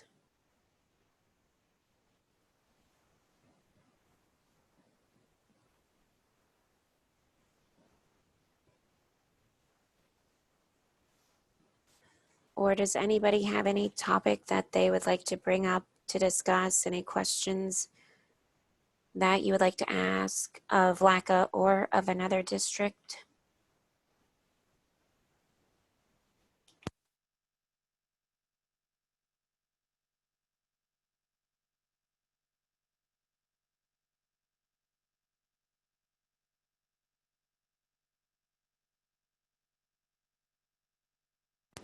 You guys have been a very quiet group today. But we were listening, Mary and Carrie, we promise. Okay. So if I don't see anything in chat and I don't hear anything for additional topics. The only other thing I have is a list of upcoming meetings. Today we will have an open lab. We typically do that together in person in the lab. I will just repost this same Zoom session that you joined right now if anybody wants to join that. So I'll probably open that right at noon because we posted it on the website for registration from noon to 3. If nobody joins, I'll probably end the session after a little bit, but if you want to join at a later time, feel free to call me or email me if I don't still have the session open. But you're welcome to just click the Zoom link, join, ask questions. I'll be able to see your screen if you have questions. If you want to pull up reports and look at errors on the STRS Advanced Report or anything like that, we can look at them together. We won't be recording the session. It's just a session to help you figure anything out that you have questions about. And the redesign new contract training is scheduled for Tuesday, June 16th at 9 a.m. We have a redesign advanced reports training for any district that's live on the redesign next Friday, June 19th at 9 a.m. And those will both also be by Zoom. So I'll send out the Zoom links probably later this week. And we have a redesign live district status call scheduled for July 16th. We've done several status calls with the districts involved in each wave, and then we did one recently with all live districts, and I think it's just beneficial to get them on a call together where they can ask each other questions or ask LACA questions and share little tips and tricks that they've learned. So that's what we have scheduled for June and July. And I do see one question in chat. Does anyone know of any new city or school district tax that take effect on July 1st? I personally do not, but has anybody on the call been notified by any cities or school districts that there are new taxes being enacted July 1st?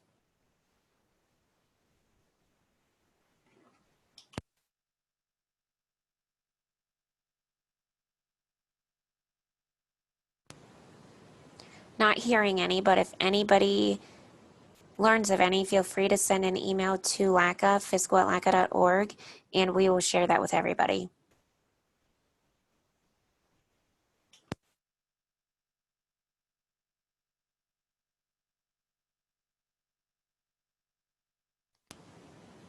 So that is all we had prepared for you today. So if there's nothing else, thank you everybody for joining us. And if you're interested in the open lab, please join the Zoom around noon. I will talk to everybody later. Take care.